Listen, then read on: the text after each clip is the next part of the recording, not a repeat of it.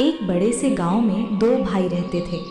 बड़े भाई का नाम था धर्मपाल और छोटे भाई का नाम था श्याम।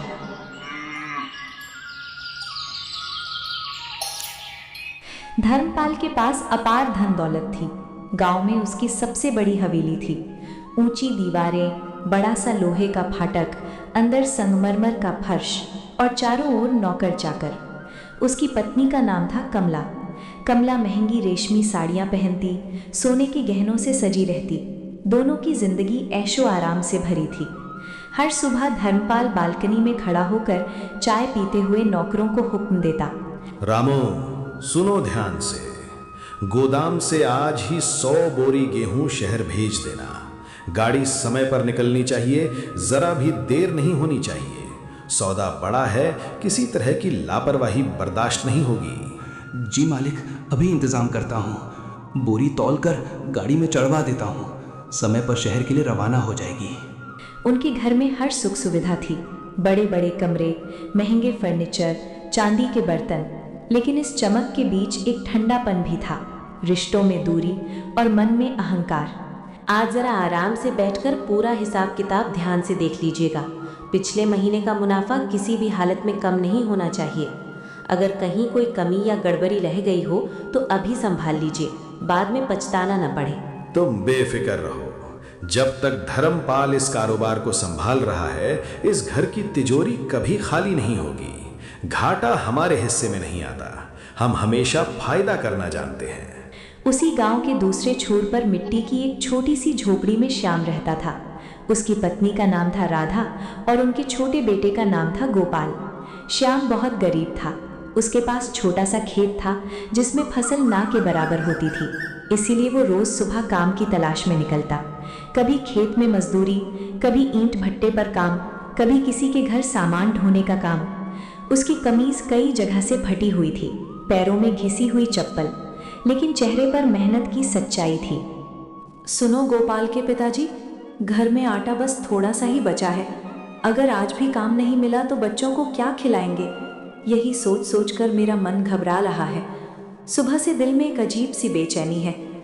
आज कहीं ना कहीं काम मिल जाए तो बहुत अच्छा रहेगा, वरना सच में बड़ी परेशानी हो जाएगी। तुम इतनी चिंता मत करो राधा।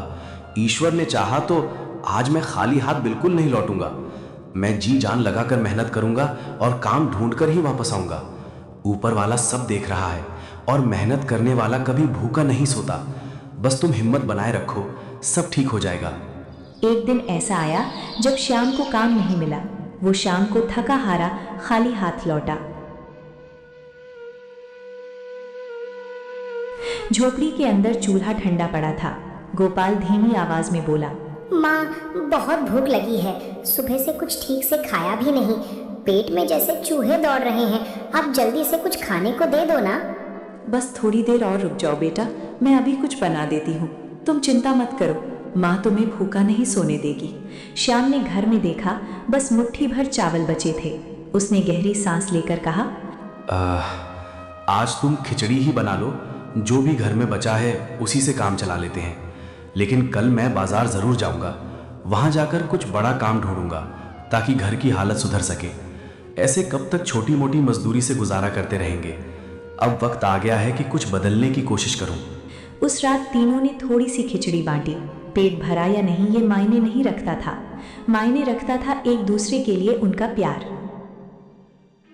गांव में लोग कहते, देखो धर्मपाल की किस्मत और देखो श्याम की हालत। एक ही माँ के बेटे पर जमीन आसमान का फर्क। लेकिन वक्त हमेशा एक जैसा नहीं रहता। कभी दौलत की परीक्षा होती है तो कभी धैर्य की, और असली कहानी अभी शुरू हुई थी। 1 साल बीत गए। समय ने बहुत कुछ बदल दिया था, लेकिन एक बात वही रही। धर्मपाल की दौलत बढ़ती ही जा रही थी और श्याम का संघर्ष खत्म होने का नाम नहीं ले रहा था। एक दिन पूरे गांव में खबर फैल गई कि धर्मपाल के घर खुशखबरी आई है। बरसों की प्रतीक्षा के बाद उनके घर एक बेटे ने जन्म लिया था। हवेली को फूलों से सजाया गया, दरवाजे पर रंगोली बनी, आंगन में बड़े बड़े पंडाल लगाए गए। ढोल की आवाज दूर तक सुनाई दे रही थी। कमला खुशी से भरी हुई थी।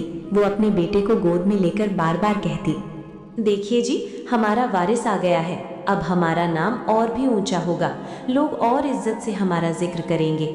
हमें अब हर काम सोच समझ कर करना होगा ताकि उसके भविष्य पर कोई आंच ना आए। हाँ कमला, अब इस घर की शान और बढ़ेगी। पूरे गांव को दावत दूंगा। ऐसा भोज होगा कि लोग सालों तक याद रखेंगे। और सच में पूरे गांव को न्योता भेजा गया। न्योते वाले दिन सुबह से ही मेहमान आने लगे। कोई नए कपड़े पहनकर आया, कोई बच्चों को साथ लाया। हवेली के बाहर गहमा गहमी थी। रसोई में बड़े बड़े कढ़ाहों में पकवान बन रहे थे। पूरियां तल रही थीं, मिठाइयां सज रही थीं। भीड़ बढ़ती जा रही थी, लेकिन उसी भीड़ में एक चेहरा गायब था, श्याम। श्याम को खबर ही नहीं। उधर श्याम उस दिन भी मजदूरी कर रहा था। उसे दावत की कोई खबर नहीं थी। दोपहर के समय जब वो खेत से लौट रहा था, गांव के कुछ आदमी उसे रास्ते में मिल गए। एक ने मुस्कुराते हुए पूछा, अरे श्याम, तू यहाँ क्या कर रहा है? सुबह से तुझे यहीं देख रहा हूँ। क्या बात है, कहीं जाने की तैयारी नहीं की क्या? क्यों, क्या हुआ? ऐसी क्या बात हो गई कि तुम सब मुझे इस तरह देख रहे हो? अरे आज तेरे बड़े भाई धर्मपाल के घर दावत है। बेटे के जन्म की खुशी में पूरा गांव बुलाया गया है और तू अभी तक गया नहीं। दावत? आज? मुझे तो किसी ने बताया ही नहीं। अगर सच में दावत है तो मुझे खबर क्यों नहीं दी गई? अरे पूरा गांव जा रहा है, हर घर में खबर पहुंच चुकी है। तू तो उसका सगा भाई है, फिर भी अभी तक घर से निकला भी नहीं। कहीं सच में तुझे बुलावा नहीं भेजा गया? श्याम के चेहरे पर आश्चर्य और हल्की पीड़ा एक साथ उभरी। एक पल को उसके मन में सवाल उठा, क्या भाई ने मुझे जानबूझकर नहीं बुलाया? लेकिन उसने तुरंत अपने भाव छुपा लिए।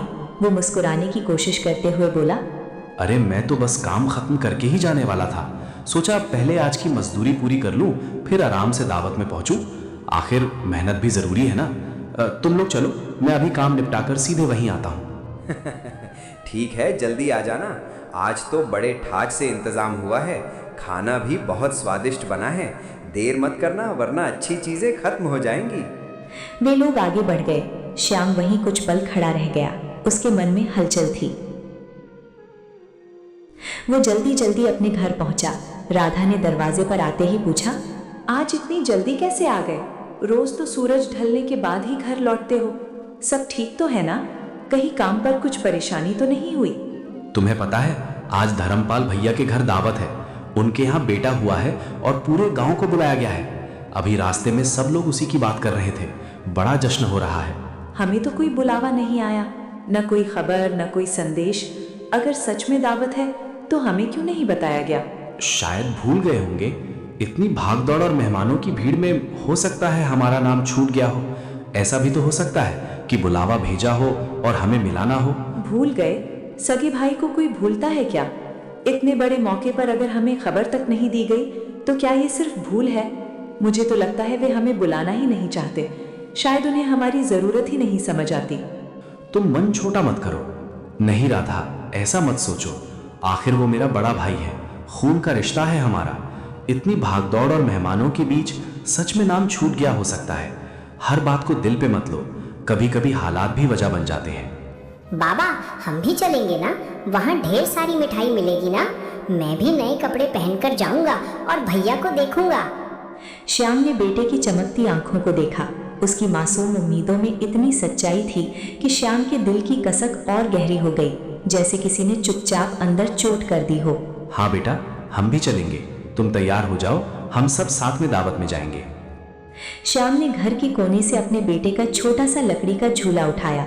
राधा ने आश्चर्य से पूछा, ये झूला क्यों ले जा रहे हो? अभी तो गोपाल इसी में सोता है। उसके बिना कैसे काम चलेगा? अचानक इसे देने की क्या जरूरत पड़ गई? भाई के घर बेटा हुआ है, हमारे पास देने को और है ही क्या? ना पैसे, ना कोई कीमती चीज।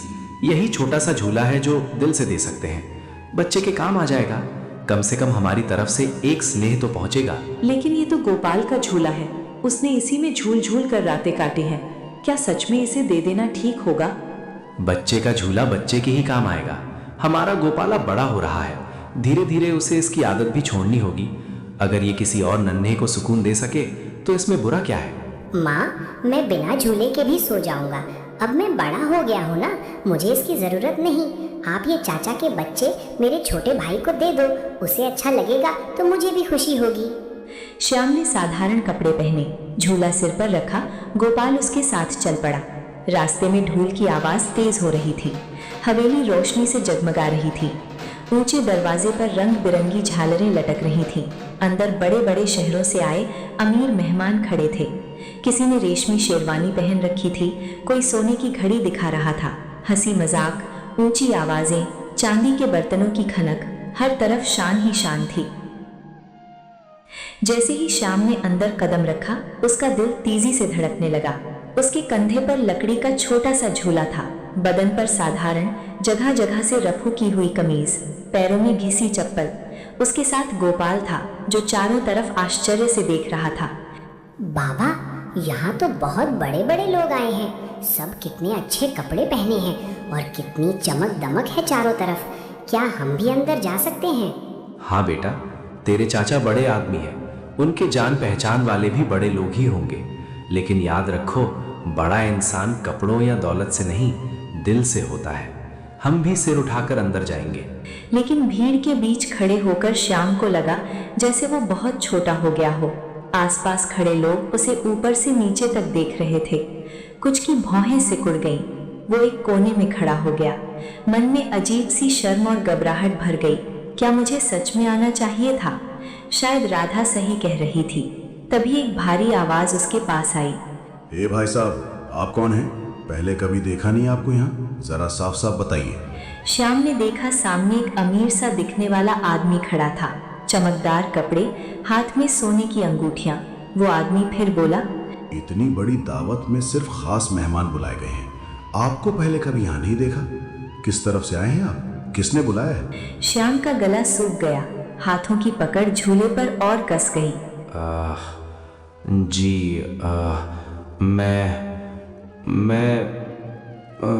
वो दरअसल साफ साफ बोलिए, यूं हकलाने से बात समझ नहीं आती। आप हैं कौन और किस लिए आए हैं यहाँ? मैं धर्मपाल का छोटा भाई हूँ। सोचा था खुशी के मौके पर मिल लूँ, आशीर्वाद दे दूँ। भाई? सच में? लेकिन कभी नाम नहीं सुना आपका और ना ही पहले देखा है आपको यहाँ। उसकी आवाज इतनी ऊंची थी कि आसपास खड़े लोग भी सुनने लगे। इतने में धर्मपाल वहां आ पहुंचा। रेशमी कपड़े पहने, सीना ताने, चेहरे पर घमंड की चमक। उस आदमी ने धर्मपाल की ओर इशारा करते हुए कहा, धर्मपाल जी, ये कह रहे हैं कि ये आपके भाई हैं। कुछ पल के लिए सन्नाटा छा गया। श्याम ने उम्मीद से अपने बड़े भाई की तरफ देखा। उसकी आंखों में एक मासूम विश्वास था।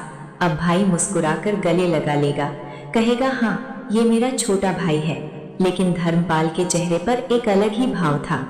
उसने श्याम को ऊपर से नीचे तक देखा।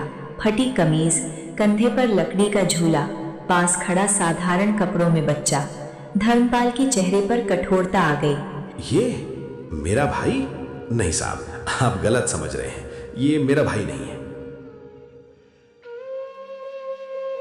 श्याम के कानों में जैसे शब्द हथौड़े की तरह गूंज उठे। मेरा भाई नहीं है। एक पल को उसे लगा जैसे आसपास की सारी आवाजें थम गई हों और बस यही वाक्य बार बार उसके भीतर टूट कर गिर रहा हो।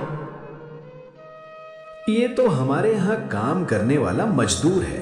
कभी कभी गोदाम में काम कर जाता है, बस इतना ही संबंध है। शायद दावत देखकर चला आया होगा, इसलिए आप लोग भ्रम में पड़ गए। भीड़ में हल्की हंसी गूंज उठी। श्याम का चेहरा पीला पड़ गया। वो कांपती आवाज में बोला, भैया, मैं श्याम हूँ, आपका छोटा भाई। बचपन में हम साथ ही तो बड़े हुए हैं। मैं बस खुशी में शामिल होने आया था। सोचा था आपके बेटे को आशीर्वाद दे दूं।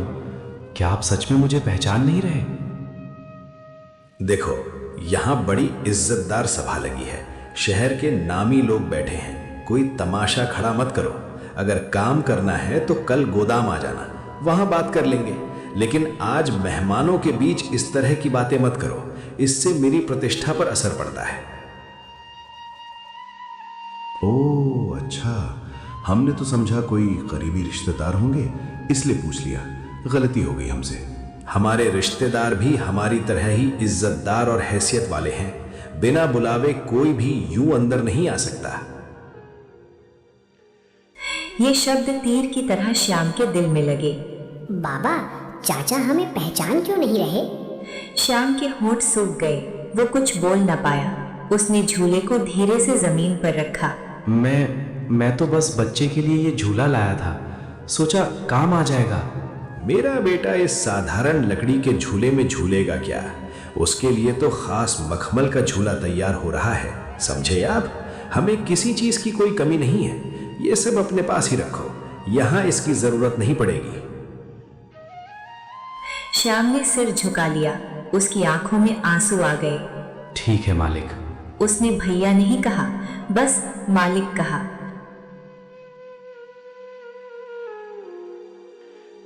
बाबा, हम खाना नहीं खाएंगे? सब लोग पंक्ति में बैठकर खा रहे हैं, मिठाइयों की खुशबू भी आ रही है। क्या हम थोड़ी देर रुक नहीं सकते? नहीं बेटा, हमें घर चलना है, यहाँ हमारा रुकना ठीक नहीं है। चलो, माँ इंतजार कर रही होगी। वो मुड़ा और गोपाल का हाथ पकड़ लिया। गोपाल ने मासूमियत से पीछे मुड़कर हवेली की रोशनी देखी। हवेली के अंदर ढोल फिर बजने लगे, हंसी फिर गूंज उठी। लेकिन बाहर एक भाई का दिल टूट चुका था। कुछ कदम चलने के बाद गोपाल ने धीरे से पूछा, बाबा, चाचा ने आपको मजदूर क्यों कहा? श्याम का गला भर आया। उसने जवाब देने की कोशिश की, पर शब्द साथ नहीं दे रहे थे। थोड़ी देर बाद उसने खुद को संभालते हुए कहा, बेटा, कभी कभी बड़े लोग अपनी इज्जत बचाने के लिए छोटी बातों को भूल जाते हैं। पर आप तो उनके भाई हो ना?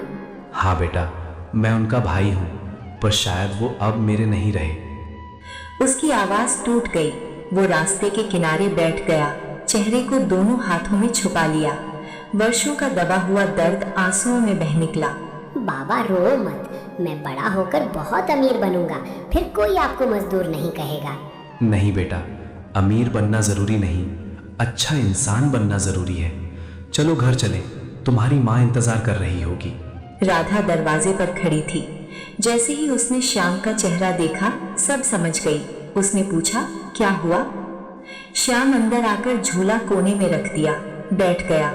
कुछ पल चुप रहा, फिर टूटी हुई आवाज में बोला, आज धर्मपाल भैया ने सबके सामने कहा कि मैं उसका भाई नहीं, उसका मजदूर हूँ। मैंने कहा था ना, वो हमें बुलाना नहीं चाहते। मैंने सोचा था शायद भूल गए होंगे, पर वो तो हमें पहचानने से ही इनकार कर गए। आज मुझे लगा जैसे मैं सच में बहुत छोटा हूँ। गरीबी कोई शर्म की बात नहीं है, पर रिश्तों से मुंह मोड़ लेना ये सबसे बड़ी गरीबी है। नहीं, छोटा वो है जिसे अपने खून के रिश्ते से शर्म आती है, आप नहीं।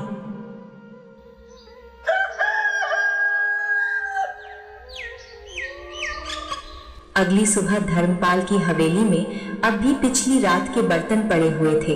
बड़े बड़े भगोनों में खाना बचा हुआ था। नौकर सफाई में लगे थे। तभी दरवाजे पर एक बूढ़ी औरत आई, झुकी हुई कमर, चेहरे पर भूख की लकीरें। वो कांपती आवाज में बोली, बेटा, थोड़ा खाना मिल जाता तो ईश्वर तुम्हारा भला करता। 2 दिन से कुछ नहीं खाया। नौकर अंदर गए और धर्मपाल को खबर दी। धर्मपाल बाहर आया, माथे पर शिकन। क्या है? क्यों शोर मचा रखा है दरवाजे पर? यहाँ कोई सराय खुली हुई है क्या कि हर कोई आकर आवाज लगाए? साफ साफ बताओ, क्या चाहिए? बेटा, बस थोड़ा सा बचा कुचा खाना दे दो। सुबह से कुछ नहीं खाया, बहुत भूखी हूँ। जो भी बचा हो वही दे दो, दुआ दूंगी तुम्हें। इतने में कमला भी बाहर आई। उसने धीमे स्वर में कहा, सुनिए, घर में तो बहुत सारा खाना बचा हुआ है।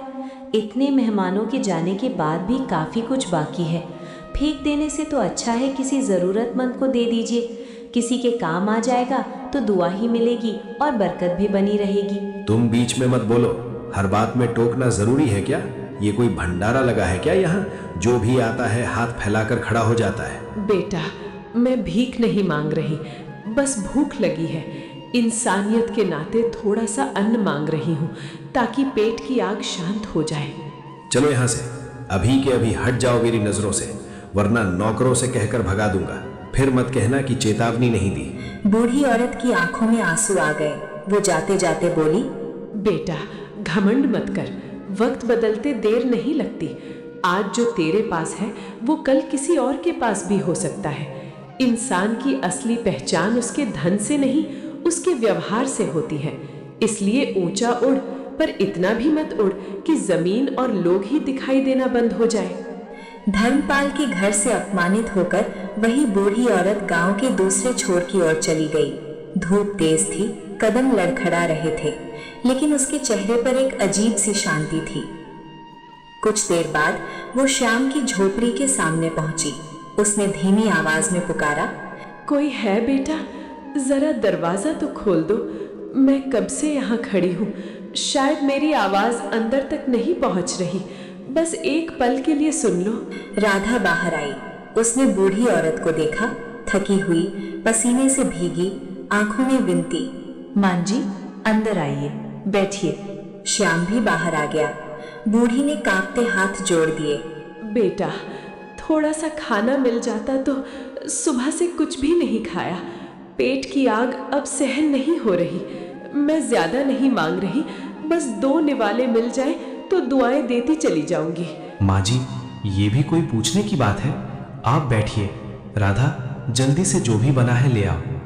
राधा अंदर गई। घर में ज्यादा कुछ नहीं था, थोड़ी सी रोटी और दाल। राधा ने प्लेट में सब परोसकर बूढ़ी के सामने रख दिया। बेटा, तुम्हारे पास तो खुद कम है, फिर भी मुझे दे रहे हो। भूख अमीर गरीब नहीं देखती माँ जी। आज आप खा लेंगी तो शायद कल हमारा भी कोई ख्याल रख लेगा। बूढ़ी की आंखें भर आईं। बूढ़ी ने पेट भर कर खाना खाया। उसके चेहरे पर संतोष झलक रहा था। जाते जाते बूढ़ी ने अपनी फटी साड़ी के पल्लू से एक छोटी सी पोटली निकाली। उसने श्याम के पास में रख दी। बेटा, इसमें कुछ बीज है, इन्हें अपनी फसल में बो देना। याद रखना, मेहनत और सच्चे दिल से बोओगे तो पैदावार बहुत होगी। माँ जी, इसकी क्या जरूरत है? आपने आशीर्वाद दे दिया, वही काफी है। ये आशीर्वाद ही है, संभाल कर रखना। और वो धीरे धीरे आगे बढ़ गई। श्याम कुछ देर तक उसे जाता हुआ देखता रहा।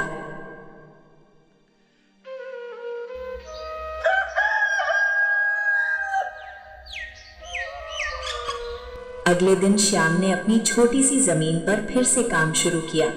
वो खेत में उतरा, मिट्टी को जोता, पसीना बहाया। उसने पूरे मन से वे बीज खेत में बो दिए। दिन बीतते गए। कुछ ही हफ्तों में खेत में हरे भरे पौधे उगाए, पहले से ज्यादा मजबूत, ज्यादा घने। श्याम हैरान था। समय आया कटाई का, और जब फसल कटी तो जैसे चमत्कार हो गया। इतनी पैदावार पहले कभी नहीं हुई थी।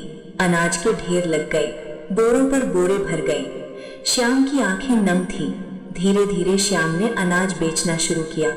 पैसे आने लगे। उसने और जमीन किराए पर ली और मेहनत की। कुछ ही महीनों में उसकी हालत सुधरने लगी। झोपड़ी की जगह पक्की दीवारें खड़ी होने लगी। घर में पहली बार नए बर्तन आए। गोपाल के लिए नए कपड़े खरीदे गए। देखा, ईश्वर देर से देता है पर देता जरूर है। जब इंसान सच्चे मन से मेहनत करता है और हालात चाहे कितने भी कठिन क्यों ना हो, उम्मीद का दामन नहीं छोड़ता, तो ऊपर वाला उसकी सुन ही लेता है। आज जो सूना आंगन था, वही एक दिन खुशियों से भर जाता है। बस भरोसा और धैर्य बनाए रखना पड़ता है, क्योंकि उसकी दी हुई नेमत हमेशा सही समय पर आती है। राधा, देखो तो इस बार फसल कितनी अच्छी लग रही है। ये मेहनत और दया का फल है। इसी बीच धर्मपाल का घमंड और बढ़ता जा रहा था। उसने मजदूरों पर सख्ती बढ़ा दी। मजदूर थक जाते, पसीने से तरबतर हो जाते, पर मजदूरी समय पर नहीं मिलती। धीरे धीरे हवेली में अशांति फैलने लगी। कमला परेशान रहने लगी। घर में झगड़े बढ़ने लगे। बच्चा बीमार रहने लगा। व्यापार में अचानक घाटा होने लगा। एक बड़ी खेप खराब हो गई। गोदाम में अनाज सड़ गया। धर्मपाल रात रात भर जागने लगा। धर्मपाल का व्यवहार दिन ब दिन कठोर होता जा रहा था। मजदूर सुबह से शाम तक काम करते, लेकिन मजदूरी समय पर नहीं मिलती। ऊपर से डांट फटकार अलग। एक दिन गोदाम में सब मजदूर इकट्ठा खड़े थे। उनके चेहरों पर थकान भी थी और रोष भी। एक बुजुर्ग मजदूर आगे बढ़ा और बोला, मालिक, आज हमें आपसे एक जरूरी बात करनी है। कई दिनों से हम सब ये बात मन में दबाए बैठे थे। सोचते रहे कि शायद हालात अपने आप ठीक हो जाएंगे, लेकिन अब चुप रहना हमारे लिए मुश्किल हो गया है। इसलिए आज साफ साफ कहना पड़ रहा है। क्या बात है और काम क्यों रुका हुआ है? यहाँ खड़े होकर फुसफुसाने से कुछ नहीं होगा। साफ साफ बोलो। मालिक, 3 महीने से पूरी मजदूरी नहीं मिली। घर में बच्चे भूखे हैं और अब कोई उधार भी नहीं दे रहा। हम रोज मेहनत पूरी करते हैं लेकिन हमारे हक का पैसा हमें नहीं मिल रहा। ऐसे में घर चलाना बहुत मुश्किल हो गया है। जब व्यापार ठीक होगा तब सब मिल जाएगा। अभी बाजार की हालत अच्छी नहीं है। पहले काम पर ध्यान दो, हिसाब बाद में कर लेंगे। मालिक, पेट व्यापार के ठीक होने का इंतजार नहीं करता। बच्चों की भूख रोज लगती है, महीने में एक बार नहीं। हम आपकी परेशानी समझते हैं लेकिन हमारी मजबूरी भी समझिए। मेहनत हम रोज करते हैं तो मजदूरी भी समय पर मिलनी चाहिए। जुबान लड़ाते हो मुझसे? याद रखो, काम चाहिए तो तरीके से बात करो, वरना दरवाजा खुला है। हम जबान नहीं लड़ाते मालिक, बस अपना हक मांगते हैं। हम सब ने मेहनत ईमानदारी से की है, इसलिए आज से हम काम नहीं करेंगे। जब तक हमारी पूरी मजदूरी नहीं मिलती तब तक कोई भी मजदूर काम पर वापस नहीं आएगा। हाँ, अब बस बहुत हो गया। अब और सहना हमारे बस की बात नहीं है। अगर गए तो वापस मत आना। इस घर की दहलीज तुम्हारे लिए हमेशा के लिए बंद हो जाएगी। फिर कभी इस आंगन में कदम रखने की कोशिश भी मत करना, क्योंकि उस दिन से तुम्हारा और मेरा रिश्ता यहीं खत्म हो जाएगा। मालिक, मजदूर बदल सकते हैं लेकिन कर्म का हिसाब नहीं बदलता। जो मेहनत हमसे ली गई है उसका हिसाब एक न एक दिन जरूर देना पड़ता है। और उस दिन सब मजदूर काम छोड़कर चले गए। गोदाम सूना हो गया। अब धर्मपाल के पास काम करवाने वाला कोई नहीं था। गोदाम में अनाज पड़ा था पर उसे संभालने वाला कोई नहीं। वो बेचैन होकर टहलने लगा। कमला ने चिंतित होकर पूछा, अब क्या होगा? सारे मजदूर एक एक करके चले गए। काम अधूरा पड़ा है और समय भी हाथ से निकलता जा रहा है। अगर जल्दी कुछ इंतजाम नहीं किया तो मुश्किल खड़ी हो जाएगी। किसी को तो काम पर लाना ही होगा। इतने बड़े खेत और गोदाम को मैं अकेला कैसे संभालूंगा? अगर समय पर काम पूरा नहीं हुआ तो नुकसान मेरा ही होगा और बदनामी भी। अचानक उसके मन में एक ख्याल आया। श्याम, वो तो मजदूरी करता ही है। दिन रात मेहनत करने की उसे आदत है। उसे बुला लूंगा। आखिर भाई है, मेरे कहने पर मना तो नहीं करेगा। चाहे हालात जैसे भी हों, खून का रिश्ता इतनी आसानी से टूटता नहीं। जिसे तुमने सबके सामने अपना भाई मानने से साफ इनकार कर दिया था, आज वही सवाल बनकर तुम्हारे सामने खड़ा है। अब क्या जवाब दोगे खुद को और दुनिया को? धर्मपाल चुप हो गया। धर्मपाल गांव के उस छोर पर पहुंचा जहां कभी श्याम की झोपड़ी थी, लेकिन वहां उसे वही टूटी फूटी झोपड़ी नहीं दिखी। वो इधर उधर देखने लगा। अरे, यहाँ तो उसकी झोपड़ी थी, यहीं इस पेड़ के पास। ये जगह इतनी सूनी कैसे हो गई? उसकी झोपड़ी कहाँ चली गई? और श्याम आखिर गया कहाँ? वो आसपास के घरों में झांकने लगा। उसे यकीन ही नहीं हो रहा था। तभी पास से एक बुजुर्ग आदमी गुजरा। बाबा, यहाँ श्याम रहता था ना? उसकी छोटी सी झोपड़ी यहीं तो थी। मैं कई बार यहाँ आया हूँ। झोपड़ी? अब वो झोपड़ी में नहीं रहता बेटा। फिर ये सब अचानक कैसे बदल गया? उसकी झोपड़ी कहाँ चली गई? क्या मतलब? आप साफ साफ क्यों नहीं बताते? मेरी समझ में कुछ नहीं आ रहा। बुजुर्ग ने सामने इशारा किया। कुछ दूरी पर एक नई, बड़ी और सुंदर हवेली खड़ी थी। पक्की दीवारें, बड़ा दरवाजा, साफ सुथरा आंगन। वो जो हवेली दिख रही है ना, वही श्याम का घर है। धर्मपाल के पैरों तले जैसे जमीन खिसक गई। वो उस हवेली को टकटकी लगाकर देखने लगा। अभी कुछ समय पहले तक यहाँ कच्ची दीवारें थी और अब आप कह रहे हैं कि सब बदल गया? हाँ, मेहनत और ईमानदारी का फल है। उसकी फसल ऐसी हुई कि पूरे गांव में नाम हो गया। अब तो कई लोग उसके साथ काम करते हैं। सबको समय पर मजदूरी देता है। क्या ये श्याम का घर है? लेकिन ये तो पक्का मकान है, बड़ा सा आंगन, मजबूत दरवाजा। क्या सच में ये सब उसी का है? ये कैसे हो सकता है? वो तो मजदूरी करता था, दिन रात मेहनत करता था। इतनी जल्दी इतनी तरक्की, आखिर हुआ क्या? धर्मपाल भारी कदमों से उस हवेली की ओर बढ़ा जिसे अभी अभी उसने जाना था कि वह श्याम की है।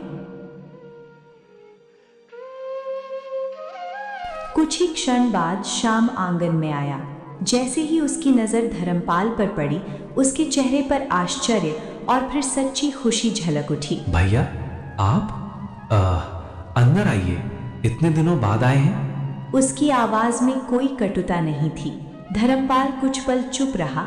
उसने चारों ओर देखा, साफ सुथरा आंगन, अनाज से भरे बोरे, खुशहाल माहौल।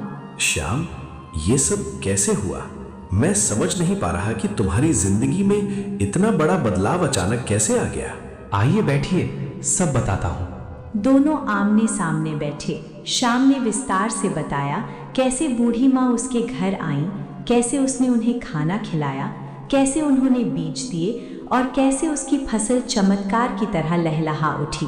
भैया, शायद वो कोई साधारण स्त्री नहीं थी, उनकी दुआ लग गई। मेहनत तो मैंने पहले भी की थी, पर इस बार जैसे ऊपर वाले ने साथ दे दिया। धर्मपाल की आंखों में अचानक चमक आई। वह बोला, वो बूढ़ी पहले मेरे घर आई थी। उसी ने सबसे पहले मेरे दरवाजे पर दस्तक दी थी। मैंने ही उसे देखा था, मैंने ही उसकी आवाज सुनी थी।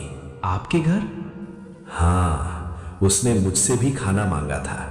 अगर मैंने उस दिन उसे खाना दे दिया होता तो ये बीज मुझे मिलते। इसका मतलब साफ है, ये सब जो आज तुम्हारे पास है असल में मेरा होना चाहिए था। किस्मत ने बस एक मौका दिया था और वो मेरे दरवाजे पर आया था। भैया, दुआ और बद्दुआ जगह देखकर नहीं मिलती, दिल देखकर मिलती है। पर वो पहले मेरे पास आई थी। अगर मैं चाहता तो वो बीज मुझे देती। इसका मतलब वो सब मेरा है। अभी चलो और सब कुछ उससे लेकर मुझे दो। मुझे ज्ञान मत दो, घुमा फिरा कर बातें करने की जरूरत नहीं है। सीधा सीधा कहो कि वो संपत्ति मेरी है। भैया, संपत्ति बीज से नहीं उगती, नीयत से उगती है। मैं सिर्फ इतना कह रहा हूं कि जो दुआ मैंने कमाई वो किसी से छीनी नहीं जा सकती। धर्मपाल खड़ा हो गया। कुछ पल दोनों भाइयों के बीच सन्नाटा रहा। अगर ऐसा है तो मैं अपना हक लेकर रहूंगा, चाहे जैसे भी हो। जो कुछ भी है उस पर मेरा अधिकार है और मैं उसे लेकर ही मानूंगा। अगर आपको लगता है कि यही सही है तो ढूंढ लीजिए। धर्मपाल के मन में लालच फिर जाग उठा। धर्मपाल बिना कुछ कहे मुड़ गया। धर्मपाल गांव-गांव भटकने लगा। हर दरवाजे पर पूछता। वह खेतों में गया, मंदिर के पास गया, नदी किनारे गया। दिन बीत गया, बूढ़ी का कोई पता नहीं। एक शाम वह थक कर उसी रास्ते पर बैठ गया जहां कभी शाम रोया था, लेकिन चारों ओर सन्नाटा था। कई दिनों की तलाश के बाद एक शाम धर्मपाल ने नदी किनारे एक पीपल के पेड़ के नीचे वही बूढ़ी औरत बैठी देखी। वह लाठी के सहारे शांत बैठी थी। धर्मपाल तेज कदमों से उसके पास पहुंचा। अच्छा, तो तुम यहाँ छुपी बैठी हो। मैं तुम्हें कब से ढूंढ रहा था। सोचा था कहीं दूर चली गई होगी, लेकिन तुम तो यहीं आराम से बैठी हो जैसे तुम्हें किसी बात की चिंता ही नहीं। अब साफ साफ बताओ, यहाँ क्या कर रही हो? क्या बात है बेटा? जो दौलत आज शाम के पास है वो असल में मेरी होनी चाहिए थी। तुम सबसे पहले मेरे घर आई थी। अगर उस समय मैं चाहता तो तुम वही बीज मुझे देती और आज वो सारी दौलत मेरे पास होती। इसका मतलब साफ है कि जो कुछ भी उसके पास है उस पर असली हक मेरा है। इसलिए अभी मेरे साथ चलो और उससे सब कुछ लेकर मुझे दे दो। बेटा, वो बीज हाथ से नहीं, दिल से उगते हैं। शाम को मैंने सिर्फ बीज नहीं दिए थे, मैंने उसे दुआ दी थी। और दुआ उसे मिलती है जिसने खुद भूखा रहकर भी किसी और को रोटी खिलाई हो। बरकत चीजों से नहीं, नीयत से आती है। मुझे ये ज्ञान की बातें मत सुनाओ। मैं कोई बच्चा नहीं हूं जो तुम्हारी घुमा फिरा कर कही हुई बातों में आ जाऊं। मुझे सीधे जवाब चाहिए। साफ साफ कहो कि वो सारी संपत्ति मेरी है और उसे मुझे ही मिलना चाहिए, क्योंकि असली हकदार मैं हूं। अगर बात ऐसी ही है तो सुन लो, मैं अपना हक लेकर ही रहूंगा, चाहे मुझे कुछ भी करना पड़े, चाहे किसी से भी भिड़ना पड़े। जो कुछ भी उस दौलत में है उस पर मेरा अधिकार है और जब तक वो सब मुझे नहीं मिल जाता तब तक मैं चैन से नहीं बैठूंगा। बूढ़ी अब थक चुकी थी। जब इंसान समझाने से नहीं समझता तो उसे अनुभव सिखाता है। तूने भूखों को ठुकराया, मजदूरों का हक मारा, रिश्तों को अपमानित किया। अब तू वही जीवन जिएगा जिसे तूने तुच्छ समझा। आज से तेरी सारी दौलत खत्म, तू फिर से गरीब होगा ताकि तुझे दूसरों का दर्द समझ आए। अचानक तेज हवा चली। धर्मपाल घबराकर पीछे मुड़ा। दूर उसकी हवेली की दिशा में धूल का गुबार उठा। वह भागता हुआ अपने घर पहुंचा। जहां कभी संगमरमर की हवेली थी, वहां अब एक छोटी सी जर्जर झोपड़ी खड़ी थी। गोदाम खाली थे, नौकर गायब, धन दौलत सब गायब। धर्मपाल जमीन पर बैठ गया। उसकी आंखों से आंसू बह निकले। ये क्या हो गया? सब कुछ मेरी आंखों के सामने बिखर गया। जिस दौलत और घमंड पर मुझे इतना अभिमान था, वही आज मेरा साथ छोड़ गया। मैंने आखिर क्या कर डाला? शाम को पता चला। गांव में खबर आग की तरह फैल गई। शाम ने जब सुना तो उसका दिल कांप उठा। शाम तुरंत निकल पड़ा। वह उसी पीपल के पेड़ के नीचे पहुंचा। बूढ़ी अब भी वहीं बैठी थी। शाम उसके पैरों में गिर पड़ा। माँ जी, आपने ये क्या कर दिया? मेरे भैया से गलती हुई है, मैं मानता हूँ। उन्होंने मुझे ठुकराया, अपमान भी किया, लेकिन वो मेरे बड़े भाई हैं। उनका सब कुछ यूं खत्म हो जाना मैं कैसे देखूं? उनका घर, उनका व्यापार, उनकी इज्जत सब चला गया। ये उनके कर्मों का फल है बेटा। जो बोया जाता है वही एक दिन लौट कर आता है। घमंड और अन्याय का अंत हमेशा ऐसा ही होता है। अगर सजा देनी है तो मुझे दे दीजिए।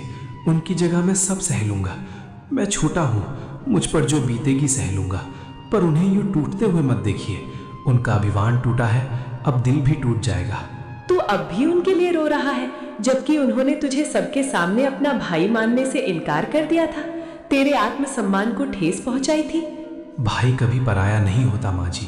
गलती इंसान से होती है, रिश्ते नहीं टूटते। आज वो भटक गए हैं, पर खून का रिश्ता मिटाया नहीं जा सकता। अगर मैं भी उन्हें छोड़ दूं तो फिर फर्क क्या रह जाएगा मेरे और उनके बीच? कुछ देर तक चारों तरफ गहरा सन्नाटा छाया रहा, जैसे हवा भी ठहर गई हो। फिर बूढ़ी ने धीरे धीरे शाम की ओर देखा और कहा, तेरी करुणा ही तेरी असली दौलत है बेटा। धन संपत्ति तो आती जाती रहती है, पर ऐसा दिल बहुत कम लोगों को मिलता है। ठीक है, श्राप पूरी तरह नहीं हटेगा, ताकि उन्हें अपने कर्म याद रहे, पर उन्हें फिर से मेहनत करने का एक मौका मिलेगा। अगर वे सच में बदल गए तो धीरे धीरे सब कुछ लौट आएगा। धन्यवाद माँ जी, आपने मेरे भैया को एक और अवसर दिया। यही मेरे लिए सबसे बड़ी कृपा है। जब उसने सिर उठाया, बूढ़ी वहां नहीं थी, जैसे वह हवा में विलीन हो गई हो। शाम अपने भाई की झोपड़ी पहुंचा। धर्मपाल जमीन पर बैठा था, चेहरा सूजा हुआ, आंखें लाल। श्याम, मैंने तेरे साथ बहुत बड़ा अन्याय किया। मैंने तुझे सबके सामने अपमानित किया, तुझे गरीब कहा, मजदूर कहा, तेरी मेहनत का मजाक उड़ाया। उस वक्त मुझे अपने धन और ताकत का इतना घमंड था कि मुझे तेरे दिल की तकलीफ दिखाई ही नहीं दी। और आज देख, वही मैं जो खुद को सबसे बड़ा समझता था, आज खाली हाथ खड़ा हूँ। मेरी आंखें अब खुली हैं श्याम, मेरी गलती बहुत बड़ी थी। अगर तेरे दिल में मेरे लिए थोड़ी भी जगह बची हो तो मुझे माफ कर दे भाई। भैया, मैं तो उसी दिन आपको माफ कर चुका था। मैंने अपने घमंड और लालच में आकर सब कुछ खो दिया श्याम। दौलत के पीछे भागते भागते मैंने रिश्तों की कीमत ही भूल गया। मुझे लगता था कि पैसे से ही इंसान की इज्जत होती है, लेकिन आज समझ में आया कि असली दौलत तो इंसानियत और अपने लोग होते हैं। काश मैं पहले समझ जाता। आज मेरे पास पछताने के अलावा कुछ भी नहीं बचा। नहीं भैया, अभी आपने सब नहीं खोया, आपके पास मैं हूँ। आंसू बह निकले। धीरे धीरे धर्मपाल ने मेहनत शुरू की। इस बार मजदूरों का सम्मान किया, समय पर मजदूरी दी, विनम्रता सीखी। समय बीतता गया, दोनों भाई साथ रहने लगे। अब न हवेली का घमंड था, न झोंपड़ी की शर्म, सिर्फ अपनापन था। दौलत इंसान को बड़ा नहीं बनाती, दयालुता, ईमानदारी और विनम्रता ही असली अमीरी है। जो दूसरों का अपमान करता है, वक्त उसका अभिमान तोड़ देता है, और जो क्षमा करता है वही सच में सबसे धनी होता है। जिस दिन धर्मपाल ने दौलत नहीं, अपने भाई का हाथ थामा, उसी दिन वह सच में अमीर बन गया। घर हवेली से नहीं, दिल से बनता है। और जिस दिल में क्षमा हो वहां कभी गरीबी नहीं रहती। आपकी नज़र में असली अमीर कौन था, श्याम या धर्मपाल? अपनी राय नीचे कमेंट में लिखें।